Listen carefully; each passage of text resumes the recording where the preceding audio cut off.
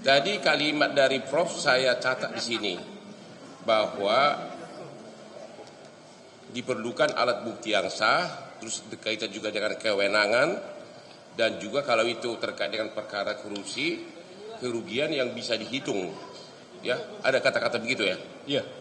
Ada kerugian yang itu adalah sebagai syarat untuk penetapan tersangka. Benar. Oke, jadi harus ada kerugian yang bisa dihitung. Benar. Ya, sebagai apa? Sebagai syarat untuk penetapan tersangka. Oke.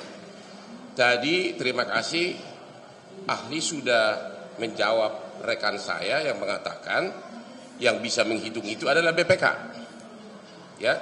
Dan kemudian ternyata didasarkan kepada Undang-Undang nomor 15 tahun 2004. Mohon izin yang mulia. Kenapa? Ahli sampaikan tadi bahwa pemeriksa eksternal itu adalah BPK gitu. Bukan menghitung gitu yang ahli maksudkan.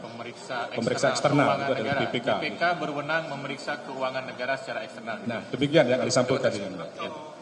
Sebentar. Kemudian oleh Mahkamah Agung ada 2 surat edaran Mahkamah Agung nomor 2 tahun surat edaran tahun nomor 4 tahun 2016 dan juga surat edaran nomor 2 tahun 2004 BPK diperluas dengan BPKP, benar? Yang intinya bahwa yang menyatakan kerugian keuangan negara itu adalah BPK dan majelis hakim. Ya. Bukan, di dalam surat edaran itu disebutkan yang menghitungnya adalah BPK dan BPKP. Di dalam 2 surat edaran Mahkamah Agung. Mohon izin yang mulia, sependek pengetahuan ahli bahwa itu adalah kaitannya yang menyatakan kerugian keuangan negara gitu. Kalau menghitung berdasarkan putusan Mahkamah Konstitusi itu bisa BPK, bisa BPKP, bisa auditor internal, bahkan jaksa sendiri bisa menghitung gitu. Pada putusan MK 30 tahun 2012 kalau misalnya 31. Demikian yang mulia. Oke. Pertanyaan saya adalah tadi kan ahli mengatakan hak kerugian itu harus sudah bisa dihitung sebelum penetapan tersangka. Benar ya? Ya, bahwa itu unsur kerugian keuangan negara, maka dalam rangka memenuhi unsur tadi itu harus terpenuhi tentang kerugian keuangan negara tadi itu yang bersifat nyata dan pasti dengan ukurannya dapat dihitung tadi itu. Oke. Demikian. 4 sudah dimasukkan sebagai bukti. Saya bacakan di sini salah satu putusannya, yaitu putusan nomor 5 tahun 2018 Pengadilan Negeri Pengarayan. Saya bacakan di sini bahwa syarat mutlak dari 2 alat bukti permulaan yang cukup ya harus ada laporan hasil audit perhitungan keuangan negara. Itu syarat mutlak. Itu merupakan salah satu jadi 2 alat bukti permulaan itu syarat mutlaknya harus ada laporan hasil audit perhitungan keuangan negara sebelum ditetapkan tersangka. Setuju? Baik, izin yang mulia bahwa sistem hukum kita tidak terikat putusan satu dengan putusan yang lain gitu. Enggak, pertanyaan saya sudah pernah dengar, lihat enggak banyak putusan mengatakan begitu. Ini ada 4 di depan saya. Semua putusan ini mengatakan bahwa yang dimaksud dengan 2 alat bukti permulaan kaitannya dengan tindak pidana korupsi, salah satu harus surat laporan hasil audit perhitungan keuangan negara, yang dalam hal ini bisa BPKB atau BPK. Pernah lihat enggak putusan-putusan seperti ini? Ya, saya pernah melihat, pernah mendengar dari kuasa pemohon, tapi pada dasarnya bahwa itu kan case by case ya, yang kemudian saya merujuk bahwa dalam konteks putusan Mahkamah Konstitusi bahwa tidak ada ya salah satu unsur untuk menyatakan kerugian keuangan negara itu harus LHP gitu ya. Bahwa yang terpenting adalah nyata pasti dan kemudian dapat dihitung tadi itu. Tidak ada satu keharusan berdasarkan adanya sebuah LHP. Tapi demikian, kalau sudah mohon izin yang mulia. Sebentar. Begini, pertanyaannya langsung saja dijawab ya. Sebetulnya pertanyaan yang tadi intinya apakah ahli sependapat dengan pertimbangan putusan tersebut? Begitu saja ya. Silahkan dijawab lugas saja, setelah itu lanjutkan pertanyaan yang lain. Mohon izin yang mulia, ahli menghormati putusan tersebut, Tetapi ahli punya pendapat yang lain bahwa LHP bukan sebuah keharusan untuk menyatakan unsur kerugian keuangan negara. Silakan Demikian, Jadi sebelum ditetapkan sebagai tersangka dalam perkara korupsi, tadi kan Anda mengatakan harus ada kerugian yang bisa dihitung. Kalau misalnya ternyata dalam suatu perkara seperti kasus ini, hitung-hitungan itu belum ada sebagai alat bukti. Belum. Tadi kan Anda mengatakan kerugian yang bisa dihitung sebelum ditetapkan tersangka. Sebelum, ya, ternyata apabila ada suatu perkara, kerugian itu belum ada dihitung. Bagaimana? Baik, mohon izin yang mulia, soal sudah dihitung atau belum, tentunya kembali pada soal pembuktian. Bahwa kemudian dalam hal ini, ketika sudah ada BPKP, sudah ada ahli keuangan negara, maka bagian dari unsur pemenuhan menghitung kerugian keuangan negara tadi yang mulia. Bukan satu-satunya berdasarkan LHP. Ketika sudah ada ahli-ahli yang menghitung tadi itu, bahkan ada mekanisme BPKP yang misalnya surat menyurat, ekspos dan sebagainya, maka sudah memenuhi representasi dari unsur pemenuhan tentang kerugian keuangan negara. Tapi tadi Anda tetap berpendapat bahwa harus ada laporan perhitungan. Tadi kan Anda mengatakan kerugian yang bisa dihitung. Harus ada perhitungan yang bisa dihitung sebelum ditetapkan tersangka. Itu pertanyaan saya. Terlepas dulu siapa yang ngeluarin. Baik, mengingat bahwa itu ada unsurnya, maka unsur tadi harus terpenuhi. Harus terpenuhi. Hitungan kerugian keuangan negara tadi itu. Tinggal kemudian lembaga yang menghitungnya. Karena ini adalah delik material, maka akibatnya harus terpenuhi. Hitungan-hitungan itu harus ada. Oke. Kalau tidak ada berarti penetapan tersangka tidak sah. Ya, kalau tidak ada bukti yang menunjukkan hitungan keuangan negara tadi itu, maka berarti tidak terpenuhi unsur tentang kerugian keuangan negara. Terima kasih. Berkali-kali diperiksa sebagai calon tersangka, sebagai saksi lah. Ya. Katanya dituduh dia melakukan markup. Ya. Tapi selama pemeriksaan sebagai saksi sampai ditetapkan sebagai tersangka, tidak ada satupun pertanyaan mengenai markup itu. Markup yang mana, jumlahnya berapa, dan markup dengan siapa. Apakah menurut Anda itu suatu pelanggaran hukum oleh penyidik? Kalau si tersangka, si saksi tidak ditanyakan apa yang dituduhkan. Anda tadi mengatakan kan bahwa salah satu yang dinilai dalam pra-peradilan adalah prosedur. Oke, sekarang saya tanya begini. Kalau seseorang belum diperiksa tapi ditetapkan sebagai tersangka, Anda pasti setuju itu melanggar. Belum diperiksa tapi tersangka, itu melanggar. Ini secara umum dulu. Ya, bahwa tidak boleh ditetapkan tersangka kalau belum pernah diperiksa. Saya kira setuju. Gitu ya. Kalau gitu kita persempit. Dia diperiksa tapi yang dituduhkan itu tidak ditanya. Dituduh markup tapi tidak ditanyakan markup yang mana. Ini prosedur juga kan. Ini kan mengicil tadi. Kalau tadi kan secara umum. Seseorang tidak bisa jadi tersangka kalau belum diperiksa. Oke. Boleh nggak bahwa seseorang kalau mau ditetapkan tersangka harus diperiksa apa yang dituduhkan? Tadi saya cek BLP nggak ada pertanyaan. Baik, mohon izin yang mulia. Yang disampaikan kuasa pemohon tadi bukan lagi pada aspek prosedur, tetapi aspek material, karena materi tentang pemeriksaan kan itu. Tetapi bahwa ketika kemudian yang bersangkutan pernah diperiksa, maka itulah kemudian secara prosedur sudah benar. Demikian yang mulia. Kalau itu bukan soal substansi, saya tidak nanya benar tidaknya. Kalau penyidik tidak menanyakan yang dituduhkan, ini prosedur dong. Itu kan menyangkut sudah tata cara pemeriksaan.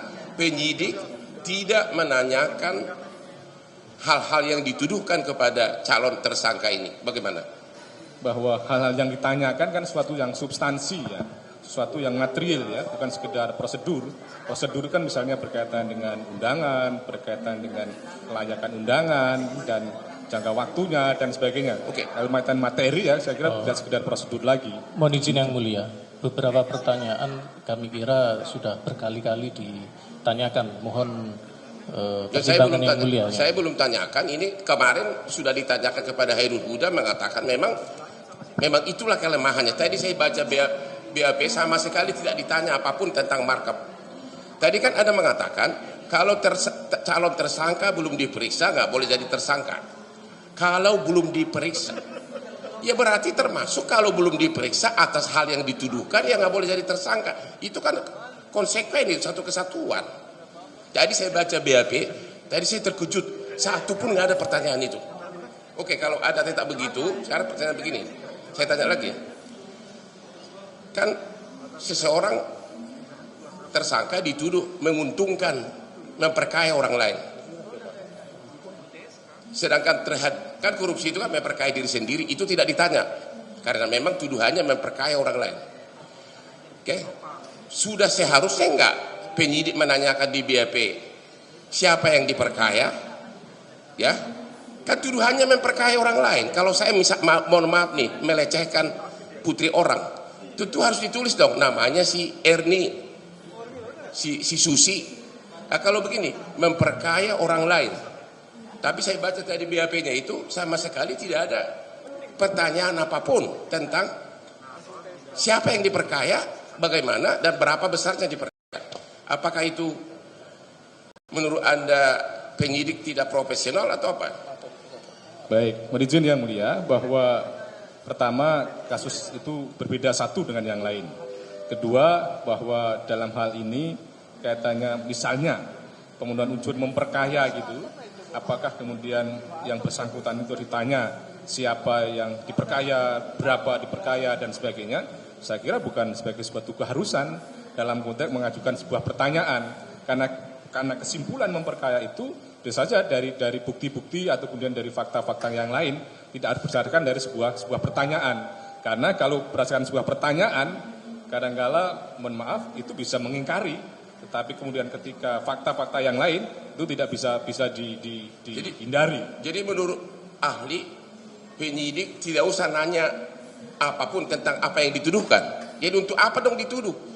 Saya contoh sekali lagi, saya dituduh melecehkan si Erni. Ya, terus saya dipidana. Waktu saya diperiksa sebagai calon tersangka, pasti ditanya dong, kamu kenal si Erni, ketemu di mana dilecehkan? Benar nggak? Benar nggak itu? Nggak, itu benar nggak kalau itu? Saya dituduh melecehkan si Erni, tapi harus ditanya nggak? Kapan saya lecehkan, ketemu di mana, itu benar nggak? Tidak harus, karena bisa mengingkari nanti. Ya, bukan soal mengingkari. Ya oke lah, tapi sebenarnya pertanyaan itu harus ada nggak? Soal saksi mengingkari itu hal lain. Pertanyaan itu harus ada nggak? Saya dituduh melecehkan, tapi tidak ditanya. Gimana? Dalam pandangan ahli tidak perlu ditanya. Bukan sebuah keharusan. Tidak keharusan. Jadi BAP-nya apa loh? Nama kamu si Hotman. Terus kamu tinggal di mana? Makanan kamu pangsit goreng, itu aja. Yang ditanya adalah apa yang dilihat, apa yang dialami, dan apa yang didengar. Itu dia, apa yang dialami tentu harus menyebutkan yang saya alami itu adalah saya melecehkan si Erni. Pasti harus ditanya dok. Jadi, mana mungkin ada pemeriksaan oleh penyidik tanpa menanyakan apa yang dituduhkan. Karena dalam kasus ini saya baca tadi, tidak ada nama 3 BAP tadi saya baca, tidak ada namanya siapa yang diperkaya. Tidak ada pertanyaan kapan diperkaya. Tidak ada pertanyaan mengenai berapa banyak diperkaya.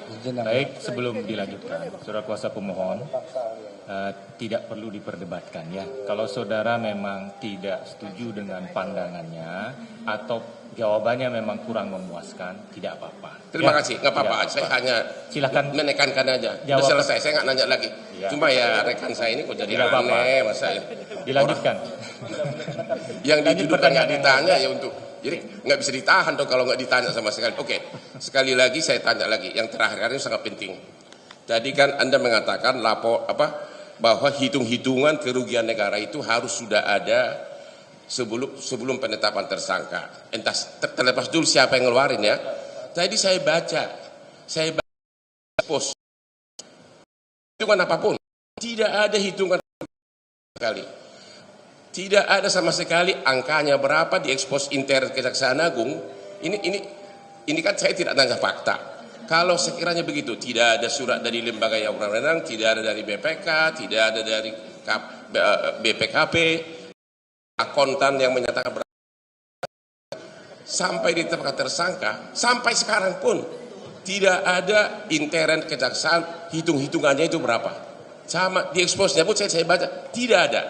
Sementara Anda tadi mengatakan harus ada laporan kerugian itu yang bisa dihitung. Barulah ditetapkan tersangka bisa dihitung, berarti angkanya ada. Bagaimana itu? Ya, angka tadi itu kan nyata dan pasti yang berarti bisa dihitung kan gitu. Maka kemudian dalam hal ini ketika memang ada sebuah mekanisme, ada sebuah proses tersebut, maka sudah terpenuhi unsur tentang kerugian keuangan negara tadi. Bukan, ini tidak ada. Saya tadi baca, tidak ada apa yang dihitung itu tidak diuraikan gitu, tidak ada angkanya. Bagaimana mengatakan bisa dihitung orang tidak diuraikan? Di eksposnya pun tidak. Dalam rapat kan ada berita acara, begini cara perhitungannya, begini negara, enggak.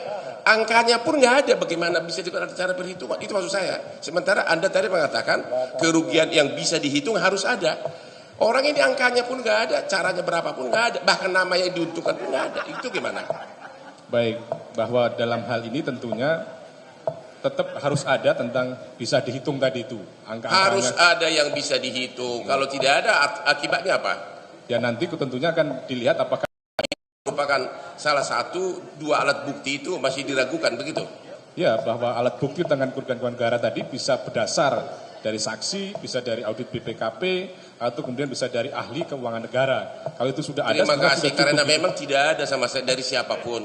Terima kasih, jawaban Anda sudah menjadi dasar. Mudah-mudahan itu masukan yang sangat bagus bagi majelis Pak Hakim yang terhormat. Memang tidak ada angka itu sama sekali, nol. Di ekspos pun tidak ada, sampai hari ini pun tidak ada. Terima kasih.